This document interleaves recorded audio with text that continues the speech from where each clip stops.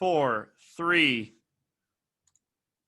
Hello and welcome to the 12th episode of the Gem City Gridiron Roundup Podcast. I am your host, as always, Scotch on the sidelines. And with that, tonight it is not Scotch. Tonight it is Nika Coffee Malt Whiskey, product of Japan. Ooh, the Japan whiskey. I remember that. Japan whiskey is a lot of fun. Man, don't tell Blaster that. That's true. Blaster, stay away from the Japanese whiskey.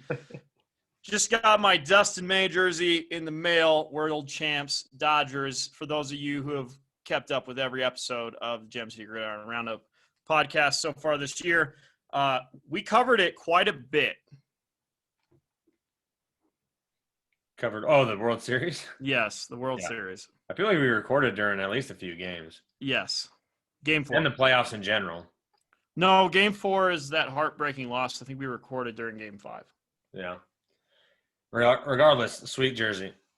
Thank you. Got big Hopefully red. You get traded eventually, like when you buy all your Cowboy jerseys and they get traded. I picked him because he's an upcoming star. Yeah. I wanted to go Walker Buehler, but there could only be like 3 years left. You never know with him. But Dustin May is still rookie eligible, I believe. Mm-hmm. Or at least this was his rookie year. This was his rookie year, so they've still got 5 years with him. Which is almost why I wanted to get the Trevor Bauer jersey, because I knew he wasn't going to be in Cincinnati Red next year. Correct. But I ended up going with the Trey Turner. But especially being a Cy Young guy. But yeah, he won the Cy Young and everything. Like I was like, I mean, either way, apples and oranges. But I mean, both good players for my fantasy baseball team. Yep. All right, let's get into the IRL football. Yes, sir. First matchup, Packers-Niners. I caught some of this game. No, I'm a week behind. You're a week behind. Hold on. Packers played the Jacksonville Jaguars. Packers played the Jacksonville Jaguars. I've watched the highlights 2 times. This actually was much closer than it should have been. The Packers were not putting it together. Yeah. Finally, Devontae Adams gets found to get them the win. Yes, sir. Packers did not look that great. That is fine. They are still great.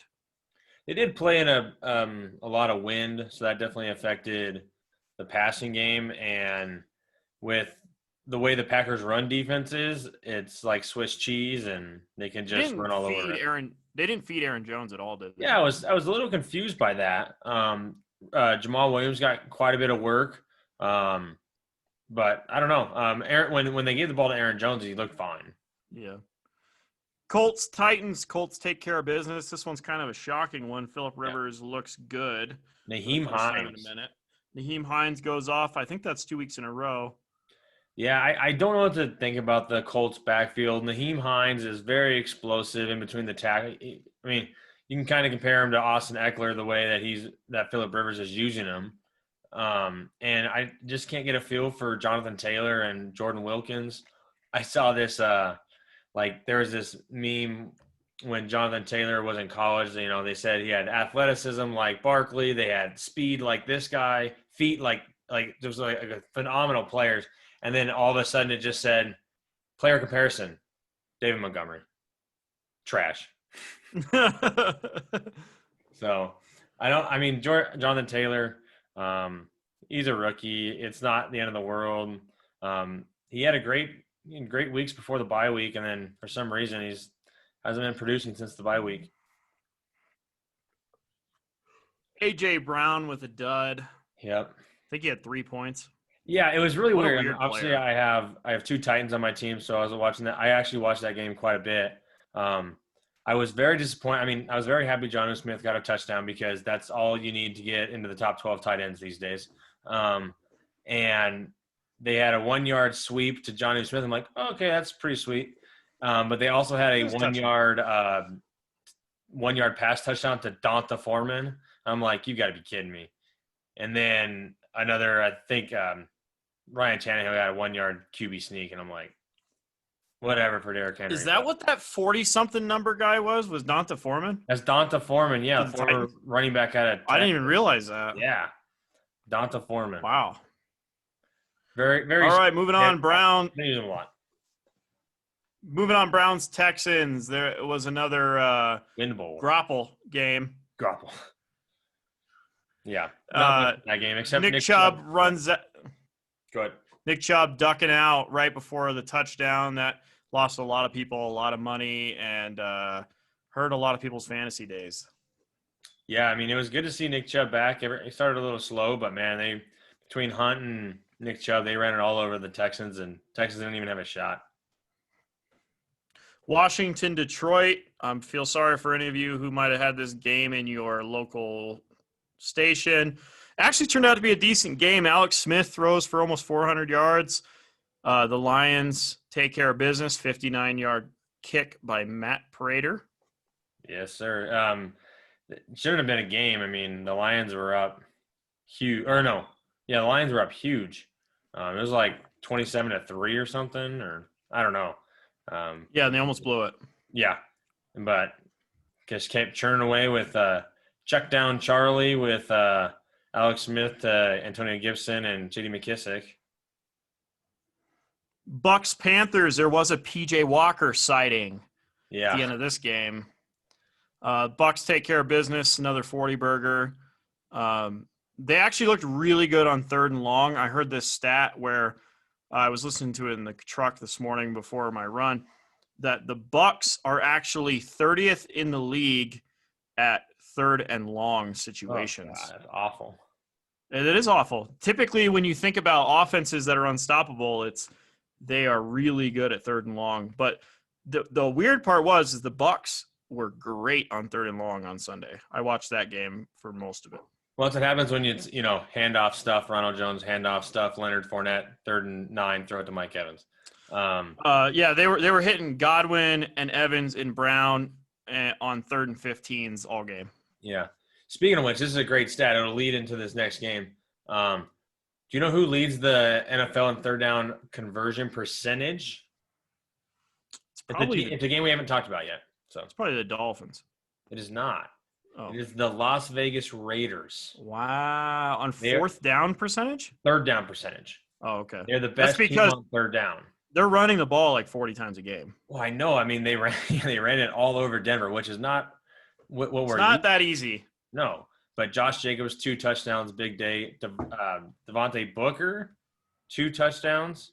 Don't expect that. No, not happening every week. They were just grounding and pounding. I was streaming Derek Carr last week because obviously they're more vulnerable in the air, but they just took it to Denver. Took it to the shed. The Raiders are doing what they do best right now. I watched that game as well. The Raiders' offensive line is very good, and John Gruden has basically said, "Fucking stop us."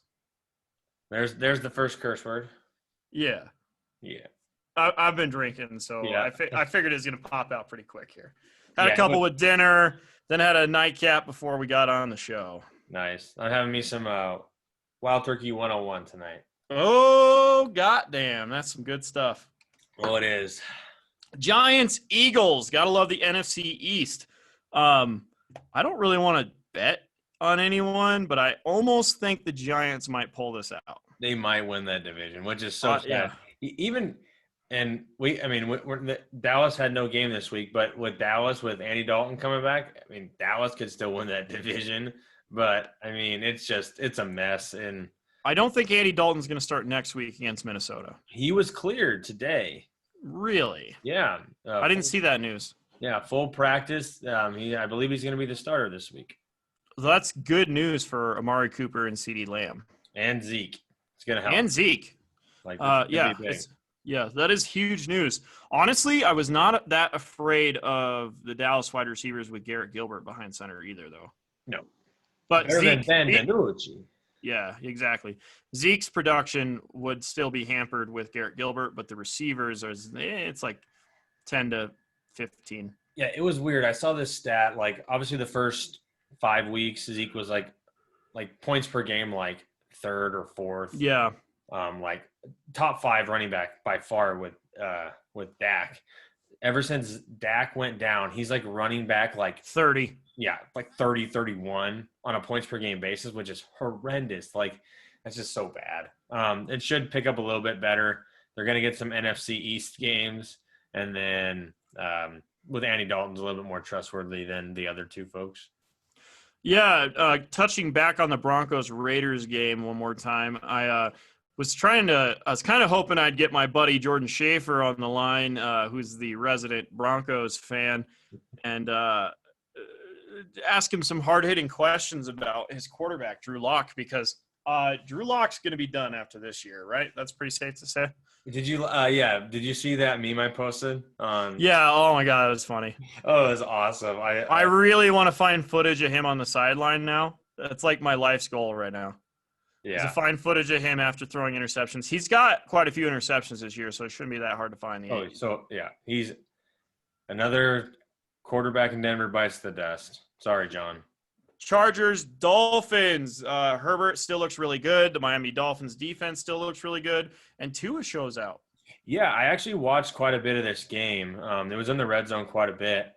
I think I was talking to you about this. Tua looks amazing. Like the pinpoint accuracy on a lot of the throws I saw are just crazy tight windows, and he's super accurate. Well, he's spreading it around a lot. He is spreading around, but he's very, very accurate, which, I mean, that's what he came out to college. He was, high completion percentage guy. But he's not like the dink and dunk kind of guy either. Throwing in tight windows, and he's putting some zip on it. He's looking good. Rams, Seahawks, this one was a bit of a shocker. The Seahawks just could not put it together. DK Metcalf was wearing a safety blanket, that being Jalen Ramsey. Could not get the ball to him at all. The running game wouldn't stay up with the Rams. Rams defense looked really good. Yeah, well, it's hard to run the ball when you have DJ Dallas and washed up Alex Collins trying to lead the backfield against that front seven of the Rams. And I mean, the Rams have a good defense overall, like you said. I mean, they had good corners, shadowing Metcalf and Lockett. So the Rams are still in that division. Like that, the division's super tight. I don't think all four teams are going to make that playoff on the playoffs, but very well 3 could. Niners, Saints. Saints take care of business. The 49ers really couldn't do anything on offense. Nick Mullins did look good, oddly, but they're just not enough. Yeah, the big news out of this game is Drew Brees, 5 cracked ribs, collapsed lung on a sack, which didn't look super bad, but obviously didn't come out in the second half, and we had my boy, famous Jameis Winston, back in the ball game. Skinny Jameis. I know, he looks good. I can't wait to see him in full action. I expect the Saints to name him the starter. Obviously, Hill's going to get mixed in a little bit more, but I want to see Jameis Winston throw to Michael Thomas. That's going to I would think it's going to be similar to last year, where Taysom Hill's going to be mixed in less. Less? Oh, okay, yeah. Yep, because he's the backup. He's the true backup now. That is Yep. true. Last year when Teddy started for those 5 games, you almost didn't see Taysom Hill at all because he had to stay healthy for backup duties. Mm-hmm. That is true, but I am very excited to watch Jameis. I love Jameis Winston football. And the best part is, so Brees is going to probably be out 3 weeks. He gets to play Atlanta twice. And Jameis? Famous Jameis gets Atlanta twice. Fire up Michael Thomas. Traquan Smith, Michael Thomas, Manuel Sanders, fire him up. Oh, man, it's going to be great. I can't wait to watch a little bit of that game. I think Kamara's going to fall off just a tiny, tiny bit, but not enough to matter. Like, you're not sitting Kamara, obviously. I bet he falls off just a little bit just because Jameis has more of an arm. Yeah, I mean, he's going to throw a little bit down the field. Like they were talking, Drew Brees, his average depth of target's about 5 yards. Jameis' career average depth of target's like 11. Yeah. I'm going to skip 2 of these afternoon games that we're probably going to want to break down a little bit more. Moving on to the Sunday night game, Ravens-Patriots. This game was really fun to watch. That's a Grovel game. Yeah, watching this game made me fall in love with football all over again. It was wild. I've been kind of not super into the NFL. It just feels weird to me this year. I don't know why, but watching this game reminded me why I love football. Yeah, just old school ground and pound. The weather was terrible. Oh, like normally, like in a pretty good sized rainstorm, you can't really tell on TV. Like you can tell it's raining because you can see like the uniforms are wet and stuff like that. But you just saw sheets and sheets of water across across the screen. I was like, oh my gosh, this has got to be torrential and like it'd be awful to play in, but it's so fun at the same time. Did you see my meme? Yeah. That was a good one. I rewatched that last drive this morning at work, and I played it for my coworker who's not huge into football. But I was like, "Watch this! Look at this!" And he's like, "Yeah, that looks shitty. I don't even know how he saw any further than the line of scrimmage." What's your opinion on the Ravens? I don't know, man. They need to work on their game plan a little bit more. I think. Hey, your trade is only one vote away from passing. I do think, and don't get me wrong, I think Mark Ingram's a great football player, but I think they need to move away from the three-headed committee of running backs plus Lamar Jackson. So you have 4 people running the ball. You can't get in a very good rhythm. The 2 weeks that Ingram was gone, it was J.K. Dobbins and Gus Edwards, and one of those games was they ran it all over Pittsburgh. They were able to get like those guys more touches, and it just was able to flow more into the game. I think they need to cut bait on a running back and just give them less touches, and it's going to allow whether it be Ingram or Dobbins or Edwards, but Dobbins and Edwards have looked like the better backs all year. Ingram more burst. Slow. Yeah, more burst, and then it allows Lamar Jackson to get some more touches too. I mean, if you're trying to feed 3 running backs and then still run it with Lamar, there's less touches to go around. Honestly, if I was the Ravens, I think I would take a little less focus or a little focus off of the running game and trying to develop that. And I would start working towards the short to intermediate passing game for Lamar Jackson to up his confidence a little bit, because I noticed a lot of their offense was run, play action, deep shot.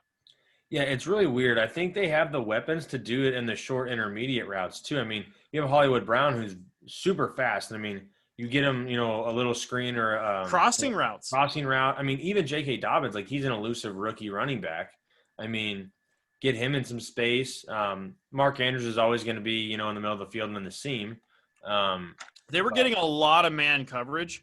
Mm-hmm. So I would like to see some more slants and crossers and getting some people out in the flat because Lamar Jackson has the zip on his fastball. He needs to, you know what I mean? Like, even if they lose 2 games, I think it would benefit them to let Lamar sling it a little bit.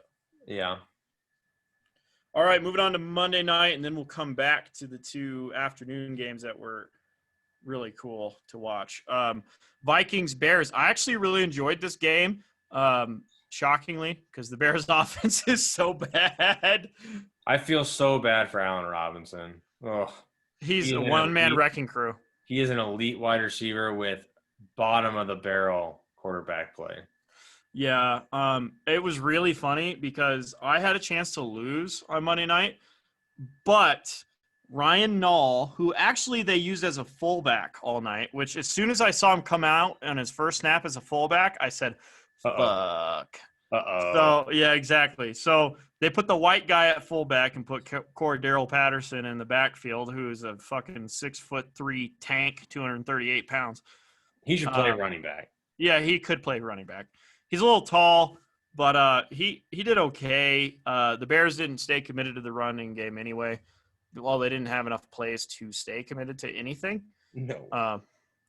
The Vikings really tried to piss this game away and still came away with the W. Yeah, it was a weird game. I mean, Vikings are playing a lot better. It would not surprise me. People are thinking about them making a push to the playoffs. Dalvin Cook had 31 carries for 96 yards. I know. They commit to the run so hard.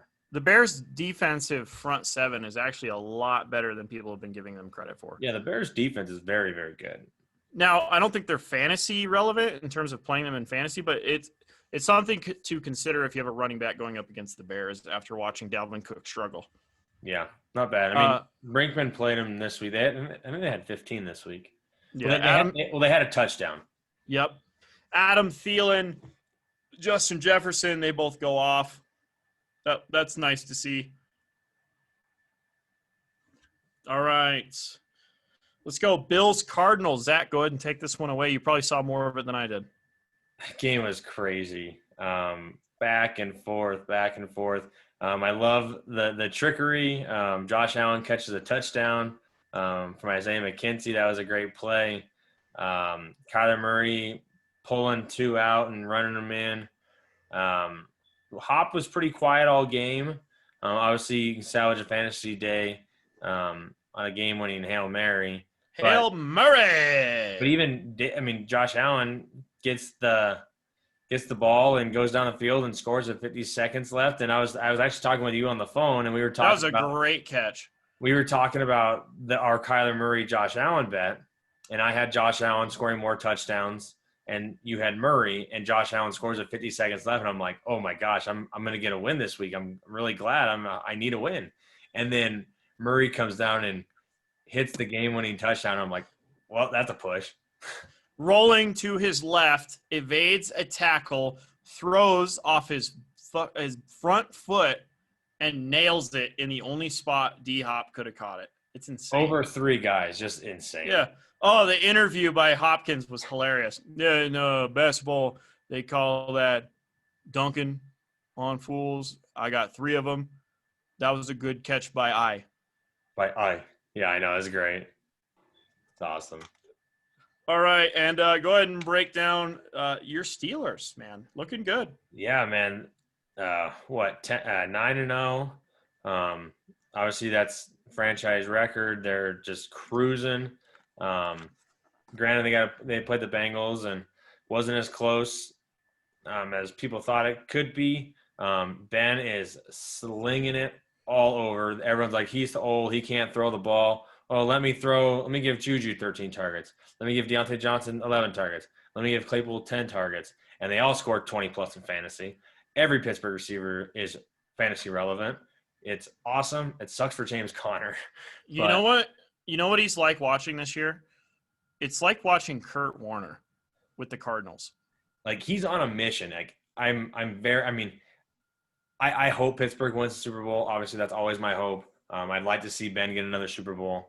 Because obviously, like, it's like the old guard, like they're coming up. Brady, Ben, Rivers, Breeze, like all that, like that crew that, like, they're all itching for one more, but obviously only one person can win it each year.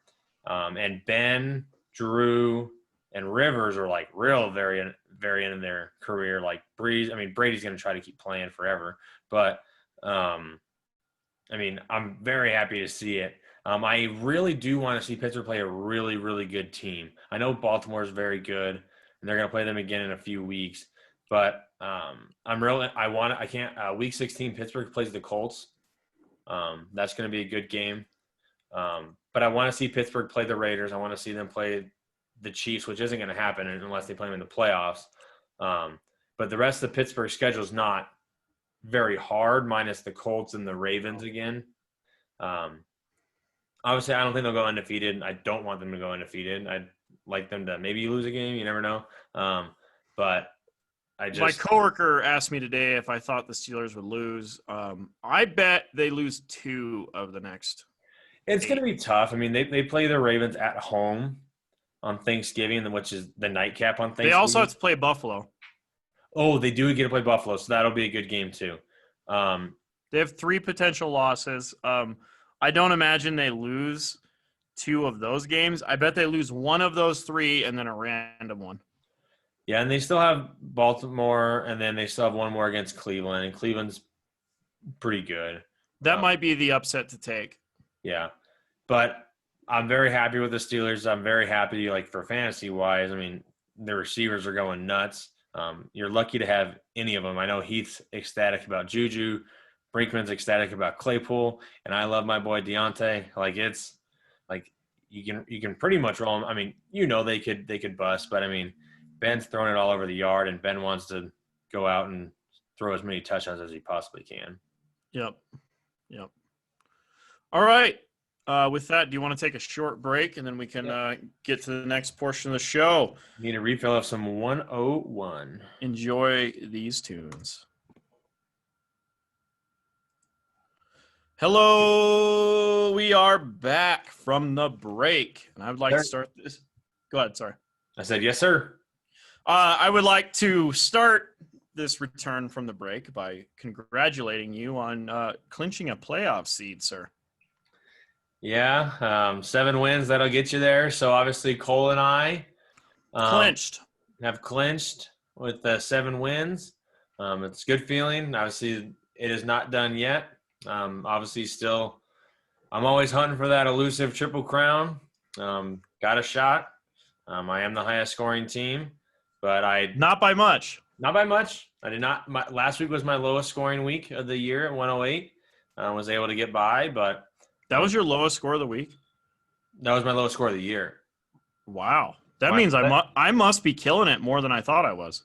Mm-hmm. My second lowest score was 129. Wow.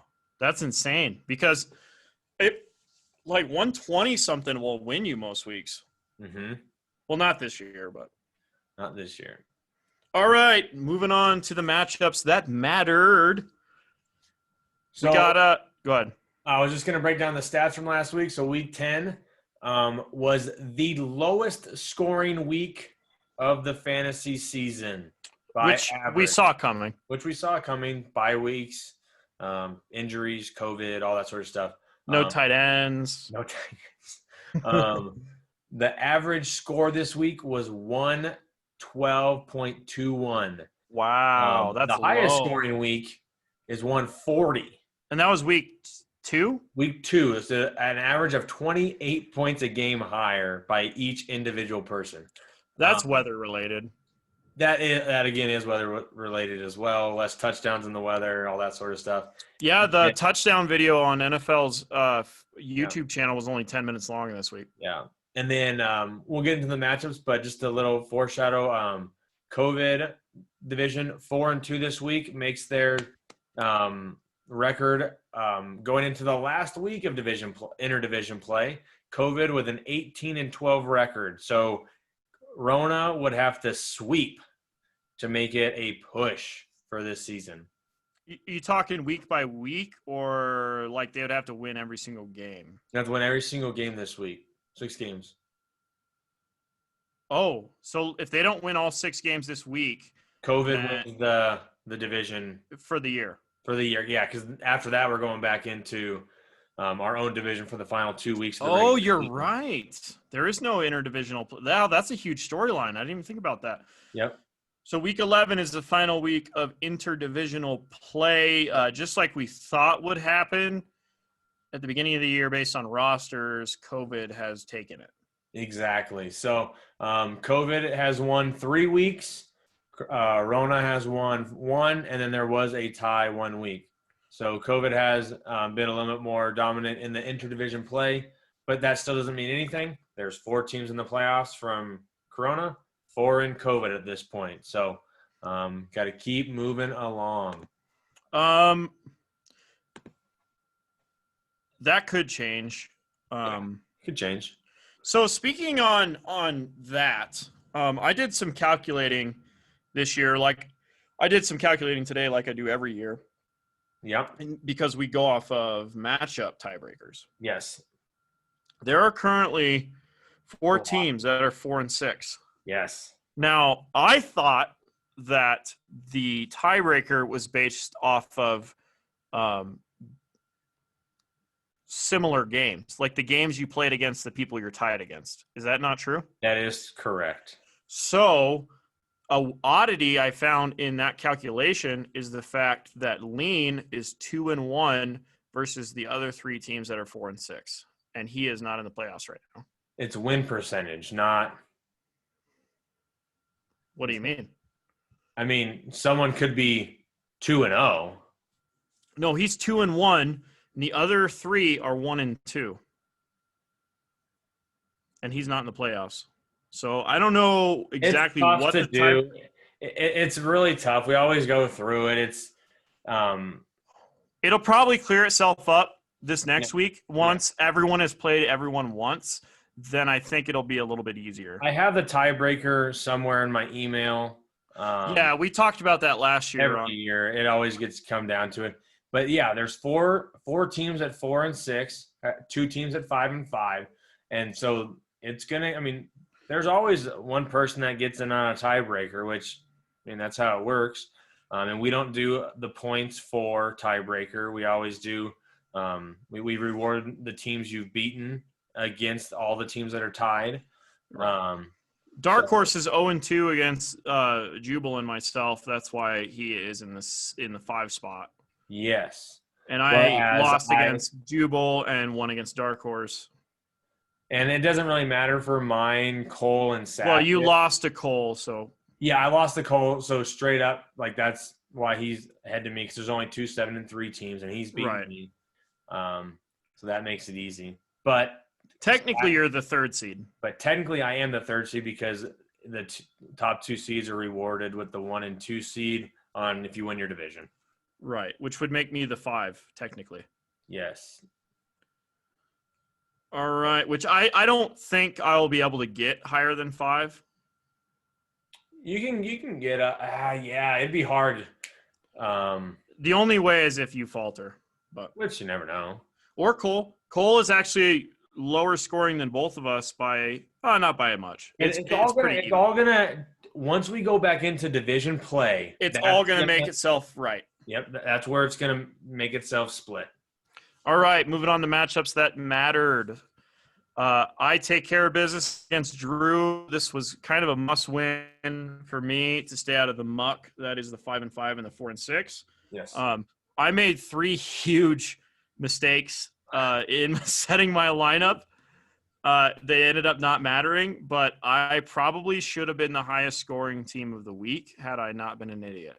Yep, you went back and forth on if I want to play Damian Harris over Ryan Nall. Don't trust his ass against the Baltimore defense. That's what I said. And then I told you should have played DJ Moore over Devontae Parker. Yeah. And then I've been very matchup dependent this year, which has actually worked out for me pretty well based on my record in this league and another league. However, I should just trust the Colts defense every week from here on out. Even next week against Green Bay, if I don't get my waiver pickup, I'm just going to roll the Colts defense out there because they have not scored negative, not even one time this year. There you go. All right, go ahead. I was able to get by Stuart Brinkman, 108 to 79 and win some change. I did not put up my best week. I did have Patrick Mahomes on a bye. I streamed Derek Carr, which did not expect the Las Vegas Raiders to run for 4 touchdowns and 40 carries. I only was able to get 3 total touchdowns for the week. Wow. Deontay Johnson, Jonnu Smith, and Devontae Adams were my only touchdowns. Just not a great week overall, just on lack of touchdowns. Other than that, like guys get touchdowns. It is what it is. DK Metcalf, low week. Obviously, if you look at his stats, he's definitely more in that 18-point range than the 4 to 5 point range. He's had 80% of his games in the 18-point range. It was a good week for him to do poor based on the rest of your team. Exactly. Brinkman, bad matchups. Just, again, he's all in on the Saints. Once Drew Brees went down, there went his chances at halftime. Did have a big game from Claypool. It is a philosophy of mine. If they have a receiver on a team and I have a receiver on the same team, if it's good, I'm going for it. I have Deontay Johnson. He had Claypool. Both worked out, both 20-point scorers. But not great for Brinkman. He drops to 4 and 6 in that 4 and 6 slump. Yeah, he's been pretty bad lately. I think he needs to change up his philosophy somehow or make a trade. I wonder if he played Tom Brady, I think I still would have beat him, but it would have been a lot closer. Well, he would have had 25 more points. 25 more points. So it's 104. A 3-point game. Yeah, but if you want to play that game, you still had T. Higgins on your bench scoring 22 points. Exactly. I mean, like I really wasn't – I was thinking just play one of the guys in the windstorm, not both of them. But both of them went off, so it is what it is. Well, yeah, and you're not going to sit Robert Woods against Seattle. Exactly. I mean, I was playing the matchup there. I wasn't even thinking about sitting Robert Woods. All right, moving on. Next, we got Dark Horse taking out Pat, who was very hot. This is Pat's first loss in quite some time. Yes. Another very low-scoring game. Dark Horse with the great play of Kalen Ballage trusting the Bellagio, and Malcolm Brown scoring 2 touchdowns. Yeah. Adam Thielen scoring 2 touchdowns. Cole Beasley losing his goddamn mind. He had a big touchdown week. Dark Horse started a perfect lineup this week. That he did. Wow. What helps when you have everybody on a bye? Yeah, it's exact perfect. It is. Yep. It is a perfect lineup. You know, as Bill Claderis would say, lighter team runs faster. All right. In the closest game of the week.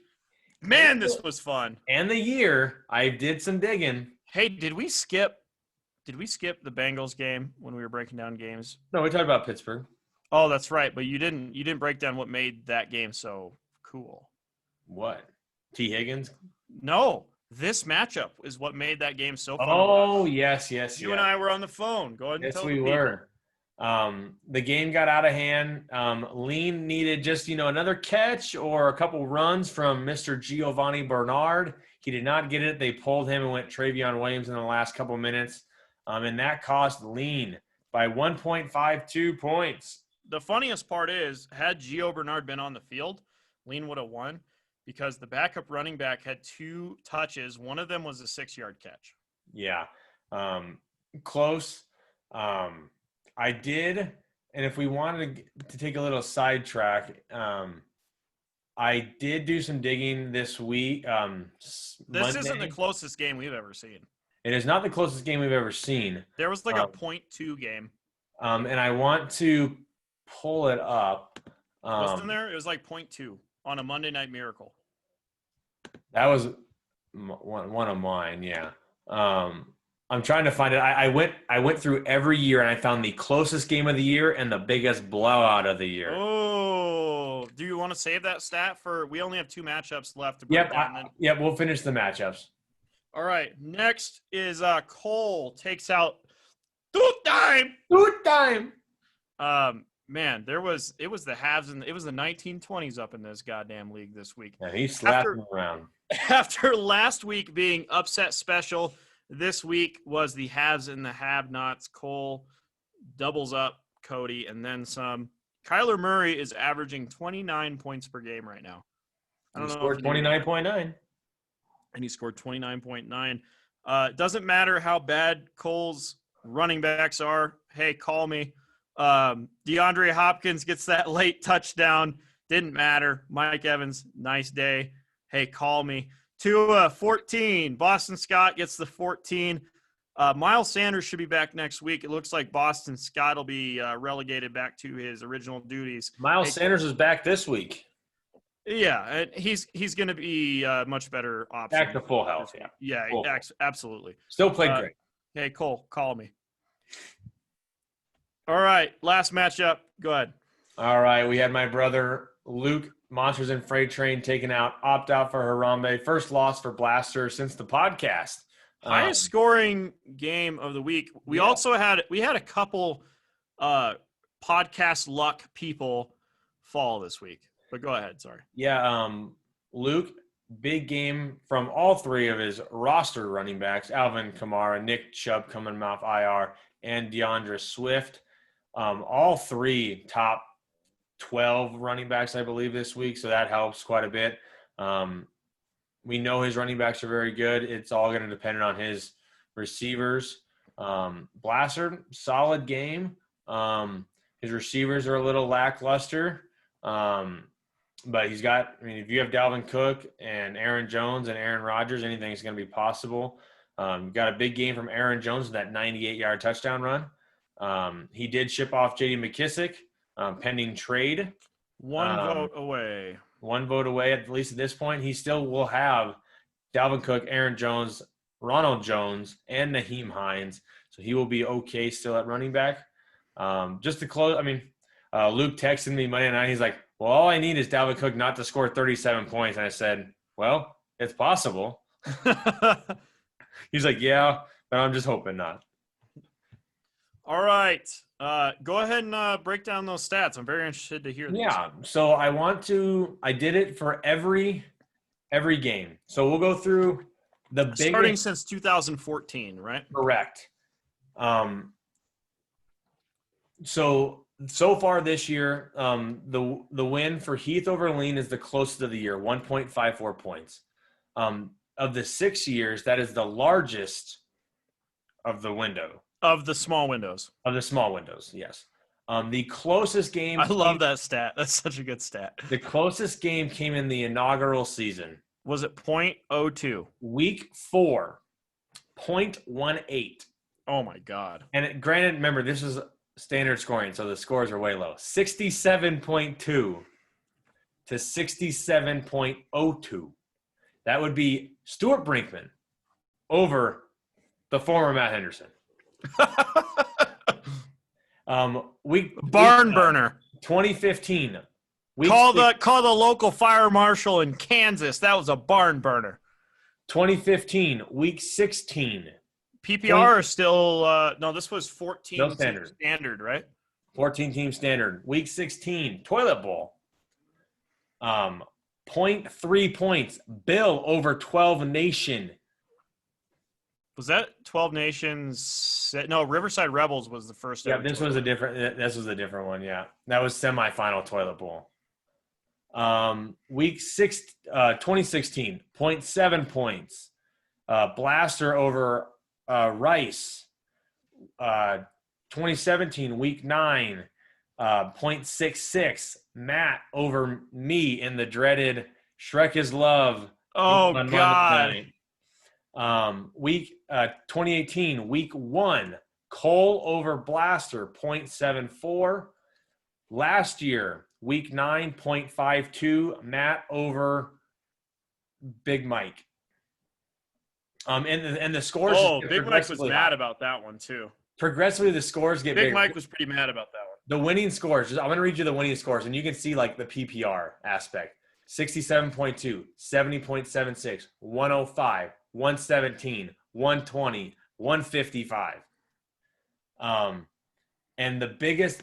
I'm not mad about our point totals. No, and I'll just touch on the biggest blowouts. The largest blowout ever. 2018. Was it this year? No. Oh, okay. 2018. This is the over. It also helps when it's the overall scoring record. Week 7. Any given Sunday when he was a one-time champ. When he scored 220.62. So that's going to help. He beat Matt by 138 points. That is the record. This year, Patrick beat Drew by 102. That's pretty big. Yep. So, Timmy was in the first 3. He lost in 2. He got smoked by 2. I beat him by 95 one year, and he lost by 88 one year. But then he beat Heath by 72 another year. And then that's Family Man Timmy Kessel, right? Oh, Family Man Timmy Kessel. And then I did get blown out. The second highest is when Brinkman scored 219 and I scored 101. I lost by 117. That was a rough one. But so that's a little fun stat. Yeah, what do you do? What do you do in that circumstance? You just you just turn the TV off, right? You just say, hey, even if I put my best lineup in, I would have lost. So obviously I expect I don't know if Patrick's will get beat this year with the 102 point win, but there could be a small margin of victory, 1.54. That's the closest win of the season through week 10. All right, so let's get to the matchups that matter. Slightly different run of events in the way we break these down. Let's focus solely on the playoff implications of these matchups. How's that sound? Yeah, that's good. I'm good with that. All right. First one is myself taking on Blaster, who does have the fighting Dalvin Cook. Yes. Blaster needs to win out, kind of. You can have one more loss. 6 and 7 will get you in. Yep. I need one more win to clinch. Yes. Blaster is potentially going to be rolling out a new toy and potentially Bobby Trees, Robert Woods. So we'll see how that goes. Bobby Trees. I honestly like everyone I have better than his outside of Dalvin Cook. I would take Aaron Jones over Todd Gurley. Yeah, you're right. The matchups are bad for both players. I kind of don't have a choice. I have to roll Todd Gurley out there because he's a goddamn manimal. Low floor, low ceiling. Low floor, low ceiling. Number 6 running back in all the land. Which is crazy. He's still the number 6 running back. I'm double checking it right now. It's taking a minute to load. 6. Go ahead and get the next one. All right. This is going to be a big one. Myself, 7-3 versus Dark Horse, 6-4. Huge game. Projections have us neck and neck right now. He is getting Zeke Elliott back, so that's going to be a big difference. He's obviously got Thielen and Fuller who are hot. We'll see if he rolls out Balaj or Malcolm Brown. We don't know. He's getting Jameson Crowder back also from bye. He's got Antonio Brown. We'll see how that rolls out. It looks like you're making some waiver wire plays with your 2 open spots. Yeah, I did. I did dump a few guys. Obviously, I don't need Derek Carr anymore. I dumped DJ Dallas because they're both bums, and they can hit the waiver wire. But I will be making some moves tonight, as I do every week. So that's going to be a close game. Looking forward to it. This could help me clinch a division title. It can also help Dark Horse clinch the division title. First things first, do you think I should message Ryan Null on Twitter and ask him if he can hold a pair of pom-poms? Because if I don't get my waiver wire pickup this week, I'm just going to pick him back up or just leave him on my team to hold the pom-poms. Sure, you can have pom-poms. I mean, it's not going to help you. I watched a couple of his fullback plays. I had better chances of guarding those guys than he did. I played fullback. All right, next I'll get this one. We got Heath and Pat, both of them searching for a win to maintain their playoff positioning. Based on tiebreakers, Pat really needs to win this game. He does. 4-6 in a tough division. Because if he doesn't win this, he's got to win out the two division games, which is going to be especially tough because he's on the low man on the totem pole in terms of tiebreakers. Yeah, exactly. Going to be close. He's getting healthy again, but it's obviously tough. All right. We have any given Sunday. Two time. Against Lean. Don't really ever worry about projections. Sackett, I see you have CMC in there. He ain't going to play. Sorry. So we'll see how this works out. Lean is scraping together running backs. He is definitely hoping McCaffrey does not play since he has Mr. Mike Davis. He is getting Kenyon Drake a little healthy. Sackett fell for me dropping James White and picked him up as he is a Patriots fan. Did not work out. James White, bad this year. Bad. Very bad. I drafted him. He's bad. I traded for him. Bad. He's bad. He's very bad. How much money has been spent on James White on the waiver wire this year? That's what I want to know. Only $10 because he was drafted by you. Yep. Traded to you by me. Dropped. Dumped him. And then picked up. And then he picked up $10. That's all it was. I bet you more money's been spent on Rex Burkhead. Oh yeah. And he's been dropped a bunch of times. This will be a close game. Sackett is still trying to get healthy at running back. I mean, McCaffrey hurt, Montgomery hurt, and he's on a bye, and he has got Singletary. He's trying to get healthy at running back. Don't know if McCaffrey. I don't think he's going to play, but he does have some good receivers: Keenan Allen, Tyreek Hill, CeeDee Lamb. I think will have a better game. So it's gonna be close. Would not surprise me if Lean pulls this one out. You know, a lot of these matchups are going to be very close, and it's going to be very interesting to see because of how close we are to the end of the year, as well as this being the last interdivisional play. Yes, I would like to break this next one down. Man, I want to too, because go ahead. How about let's split it in half. You break down one team, and I'll break down the other. Okay, I'll break down Cole. Okay. I'm good with this trade. I am really bummed. Like, Drew's going to put up – I mean, he's going to put up a formidable team. Hey, talk about Cole. I know, but I want – I want to eventually take over first place.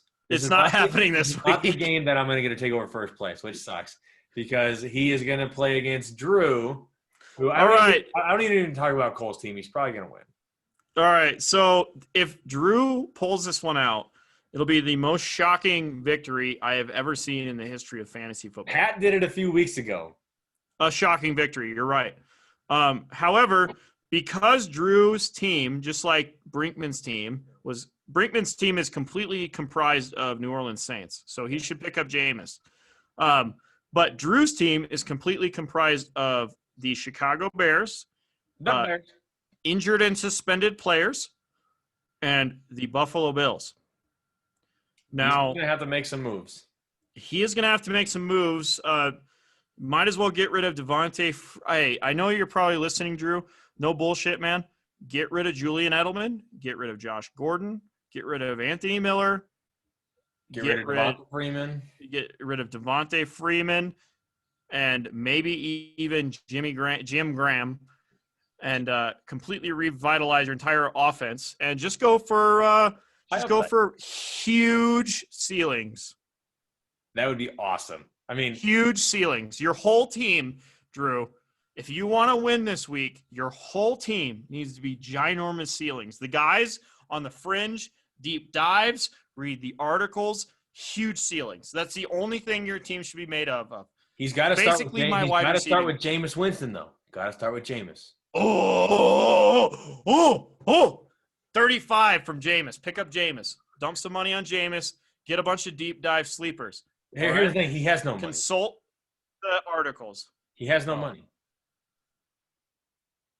How did he blow all his money? Same way I did. Mismanagement. $300 on kicker defense. All right. Then we got the Brink and my brother. Two big 4 and 6, 5 and 5. A lot of playoff implications. It's going to be tough to. This is Kamara, Chubb, Swift. This is a must-win, but for Brinkman. Yes. He's got a good team. Brinkman loses this game, he's done. It's going to be tough. No doubt about it. Not mathematically, but if Brink loses this game, he's done. Yeah, he's struggling. No doubt about it. Not mathematically. He has texted me. He's like, I just want a non-COVID season and less Saints players. Hey, we didn't tell him to draft only Saints players. Okay. Well, everyone's got their philosophy. I mean, it's fine to stack players. No, that's fine. But you live and die. If you're going to start a Saint, this is the week to do it. We talked about that earlier in the show. All right. So that is the matchups that matter. Which leads us to, is there any huge injury news outside of Drew Brees? Like, none of the injury news is, like, noteworthy that people don't know. The only thing that's going to be fun is, like, you're going to start getting to, like, players that you're playing, and you're like, who's this? Like Ryan Nall. Ryan Nall. I love that play just because of how obscure he is. I really wanted him to go off. Yeah, it's like they're like the running backs are so bad right now. It's we'll get into the bets. I'll talk about it. Well, I made the bets this week, didn't I? Yes, you have the bets this week. Yep, I made them. That's good. All right, so a recap of the bets. It was a push. 2 of the bets were pushes. And you won the one. More total TDs. I had Josh Allen. Dalton had Murray. Both had 3 touchdowns. We both fell for the trap. Kelsey's tight end won by 57 points. Averages 18.7. 2 other top 12 tight ends on a bye. Will a tight end score more than 18.7? We both said, sure, why the hell not? Top tight end 1, 13.1. Here, I did this research. This is an awesome stat. A top 12 tight end last week had either 4 catches or a touchdown. That's great. The only tight end in the top 12 that did not have either or was Tyler Higbee, 3 for 60. Oh, that was that one huge shot it. on the left-hand side. There was the backup Carolina guy had 2 catches for like 10 yards and a touchdown. And he was like tight end 12. And the third bet, running back 25, tight end 25. Why would you even do that? Running back 25 is equal to wide receiver 36, which has more points. Dalton took the running back, and I took the wide receiver. The running back, Dalton, was Darrell Henderson, 10.3 points. Oh, so I did get some traction. The wide receiver 36 was like 13 probably. 10.1. So I get the win? You got the win. Wow! That is the most shocking thing I've heard. I was not paying attention to it. I needed Allen Robinson was wide receiver 35. He had 10.3. I needed Darnell Mooney. I wanted Darnell Mooney to be in there. He had 2 catches for 3 yards. Yeah. I expected him to be in that 10-point range. Ryan Nall, the number 2 receiving threat in the Bears offense, had 2.8 points. So, yeah, it did not help me this week. So the totals through week 10, Zach, 8. Dalton, 8. And the season-long bets. I think I'm winning. Are getting close. I think I'm winning. Adam Thielen is wide receiver 12 at the moment. Yep, and I called that. Yes. Godwin has 8 touchdowns. He needs 5 more. Oh, fuck. Did I say 13? You said over 12.5. Wow. It seemed like a sure thing at the beginning of the year. We have Alan Lazard versus MVS top 40. Alan Lazard is it's going to be a push. Alan Lazard is 70 still.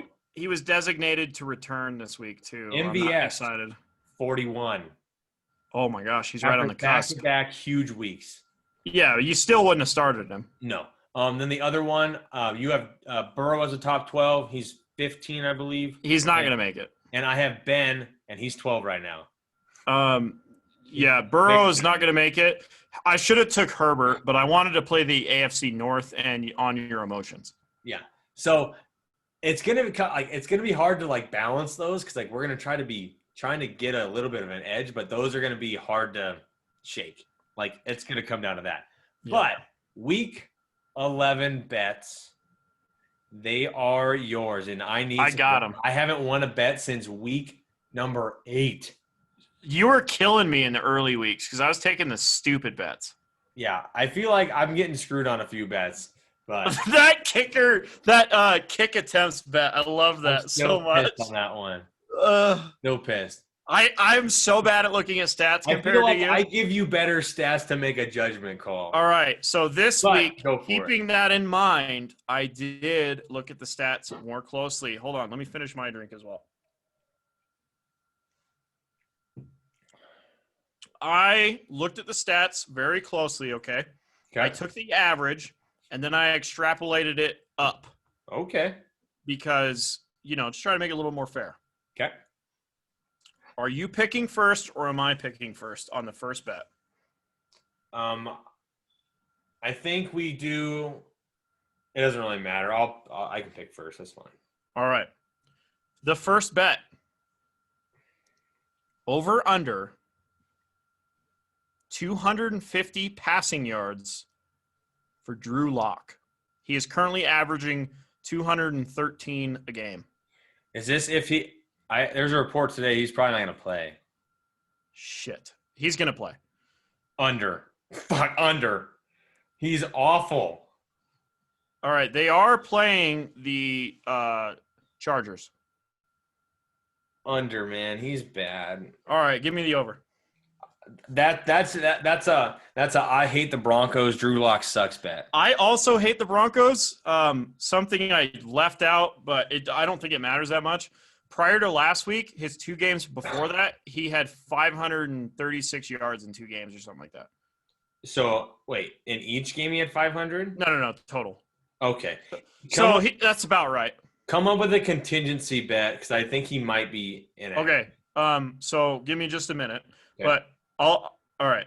So it's gonna be hard to research. So No, you can come up with that later. You don't need to do that now. all right. Bet number 2, I will be picking first. Okay. 2 wide receivers that we love. We love them. Adam Thielen, Justin Jefferson. Total points, give me Jefferson. Who they playing? Dallas. That's why it's a good bet. They're both going to go off. Fuck, I don't want to pick Thielen because that's going to help your other bet. I know we've put this pressure on each other to try to take the opposite side by making fair bets. I know. I think this bet is actually pretty fair.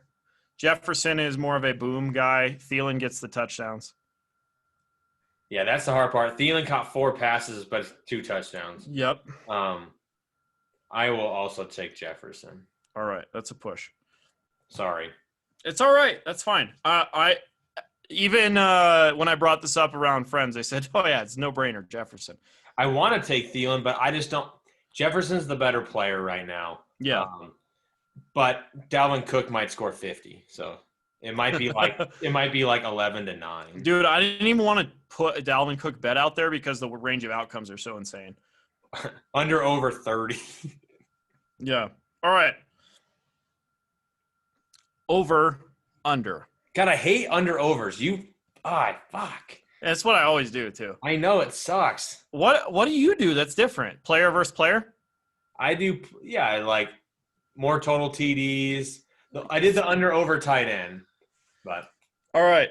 Over, under. Currently, the New York Jets are the worst offense in football by a large margin. yeah. They are averaging 266 yards of offense per game. Mm-hmm. This week, they are taking on the Chargers. The Chargers. Drew Lock is actually facing the Dolphins. My apologies. Jets are taking on the Chargers. Over under 280 yards of total offense. I'll take the over. All right, I'll take the under. I think that's a great bet. Because my boy Joe Flacco probably playing. Dude, I hope Joe Flacco playing. That would make me take the over, but I'm just going to take the under and say fuck it. So Jets total yards? Offensive yards. Does that include – that doesn't include the sacks and stuff, right? Yeah, it does. Oh, it does? Okay. So I'll have to wait for the actual – Yeah, total offense.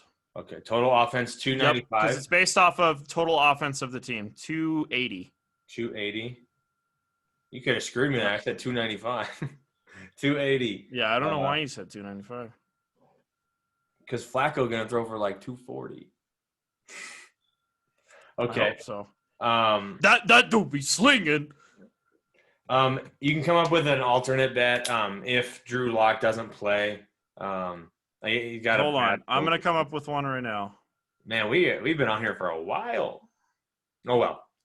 It's all good. No, we haven't. Hour 15? It'll probably be about an hour 10 like it always is. All right.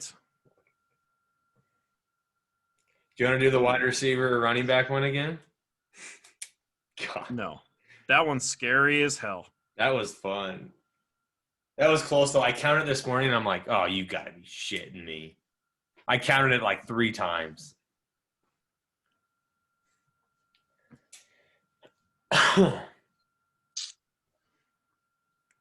Okay, hold on.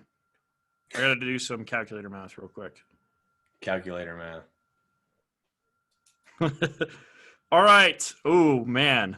I'm going to have to lower this. This is only contingent if Drew Lock is inactive. Do you want me to go down the middle Or do you want me to make it so that we're going to have to sit on a fence on this one? Do you want me to go with the actual average, or do you want me to make it a bet where one of us might take the over and under? Take the average. Okay. Over, under 27.5 pass attempts for Lamar Jackson. He's currently averaging 27.4 per game. And they are playing. Who are they playing? They're playing Tennessee. Are they? I don't know. That's a bad pass. I believe they're playing Tennessee. I have Tennessee. They're not on a bye. I know. Yes, it's at Baltimore. 27.5. 27.5 over under pass attempts. So yeah, I feel like I want to look at that one.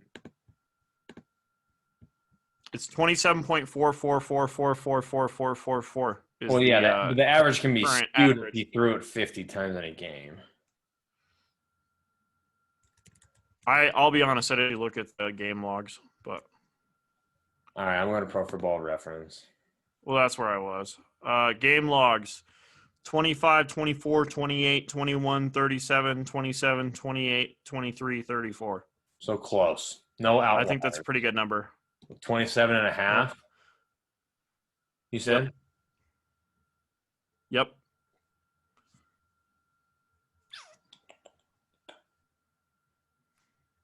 I'm going to go. Fuck. Is it your turn? It's your turn.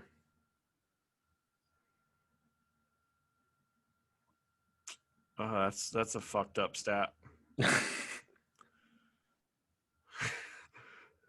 27.5 over under. Well, you know what? Earlier in this, I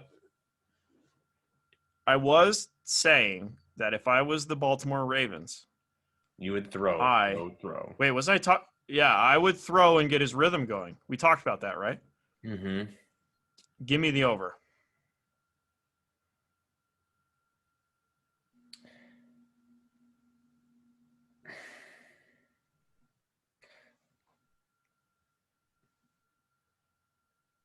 $27.5.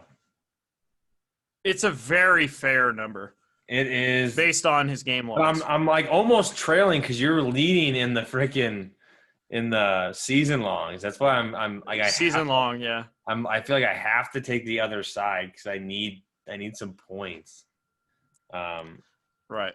But it was smart of you not to take Thielen on the Jefferson bet because Jefferson's got the big play potential, and he's probably going to score a touchdown a la Randy Moss.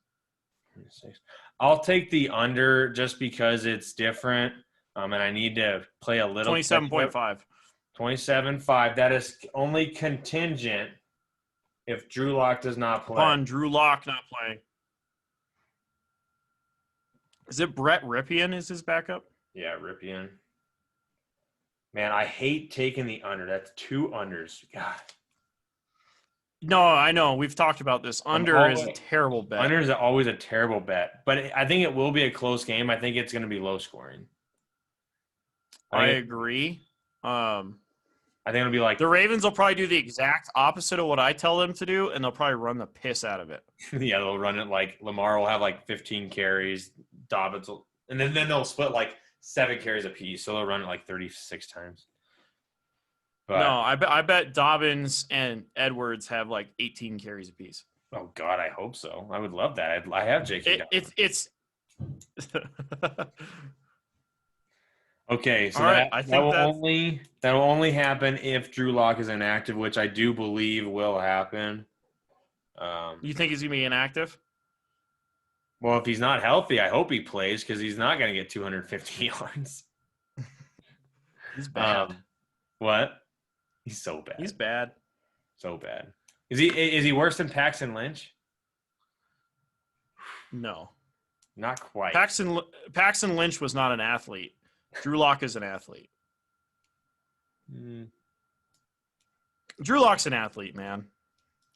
Look at his fourth quarters. If you just played The four whole- fourth quarters, Well, I was listening to one of the Roto World podcasts, and they were talking about like this guy always calls, like, even if they're not very good like fantasy players, he calls them all world-class athletes because they're in the NFL, and everyone gives him so much shit because he calls David Montgomery a world-class athlete. He's like, he's in the NFL. He's got to be a world-class athlete.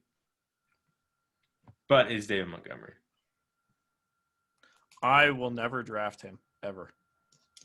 Well, I tried to trade for him a few weeks ago. Just because you love him. You love him. You love you some David Montgomery. I did reach early last year. Do you think he is sharp like apple juice or slow and rolling like apple cider? Apple cider. Yeah, his Mott's. He's like 3.5. David Mott's. Out of dust. Yeah, David Mott's. By the way, our boy Jordan Howard cut from the Miami Dolphins. Yep, got cut. Hey, did you see that news about Tack McKinley? Yeah. You know who that is, right? Yeah. UCLA defensive end was playing for the Falcons. He got cut. No, he got waived. And then he got picked up off waivers and then failed the physical. What is going on? Has he been hanging out with LeGarrette Blount or what? Probably. Whatever. It is. All right. Tack McKinley, you're an idiot. Call me. All right. Tell me how you really feel. Tell me how you really feel. Let's sit on the couch. We'll talk about how fat you are. I'll keep you away from the Oreos. We'll run at 5:30 in the morning. By the way, go get some gingerbread Oreos. What? Gingerbread Oreos. Man. Pretty Hell tasty. hath no fury like me if I get quarantined. All right. We did have another COVID case in the Gem City Gridiron. I'm not going to disclose who got it because that's a HIPAA violation. We'll let them do it themselves. But we are up to 2 now, as far as I know. Yeah. If you actually do listen to the podcast and you're still listening and you want on the podcast, reach out. We're always looking for people. Especially getting towards the end of the year. Hopefully we can get some playoff teams on this podcast. Maybe we could have a multiple panel. Maybe we could get a matchup one of these days in the playoffs. That'd be great. Yeah. Get all 8 teams in the playoffs on here. Oh God. That sounds very tedious for me as the host. All right, with that, good luck in week 11. These are must-win matchups. Final week of interdivisional play. May the odds ever be in your favor. I'm going to be regretting that statement. Have a good night.